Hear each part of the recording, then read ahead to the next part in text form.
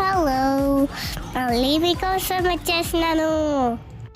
ఈరోజు దూది లాంటి సున్నుండలు చేసేద్దాము. ఫస్ట్ ఉద్దిపప్పు వేసుకోండి, చెయ్యి నొప్పి వచ్చే వరకు కలపండి. ఎందుకంటే అది ఎంతసేపు కలిపినా గోల్డెన్ కలర్లో రాదు. అది వచ్చే వరకు కలపండి. అది గోల్డెన్ కలర్ వచ్చేస్తుంది, మనకు చెయ్యి నొప్పి వచ్చేస్తుంది. మా అమ్మ ఇంకా కలుపుతూనే ఉంది. నేను పక్కన పెట్టుకోండి. ఇప్పుడు కాస్త పక్కన పెట్టుకొని చల్లారనియండి. తర్వాత మిక్సీకి వేయండి. ఇక్కడ వెన్న ఉంటే వెన్న వేయండి, లేదంటే నెయ్యి ఉంటే నెయ్యి వేయండి. ఇక్కడ మా అమ్మ పెగ్గిగా వెన్న వేసింది, అది సరిపోలేకుండా నెయ్యి కూడా వేసిందిలే. తర్వాత బెల్లం వేసుకోండి.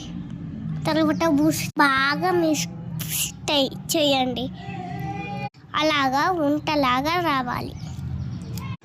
అవన్నీ ఎలాగో సరిపోలేకుండా ఉంటుంది కదా, అందుకనేసి నెయ్యి వేస్తుంది. బాగా కలిపి కాస్త నూనె కూడా వేయండి. బాగా కలపండి.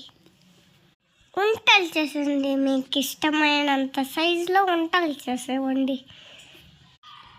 ఇక్కడ మా అమ్మ చేస్తాను చూడు, ఇలా ఇలా ఇలా మీకు రౌండ్గా రావాలంటే ఇలా ఇలా అనండి. అంతే అంతే.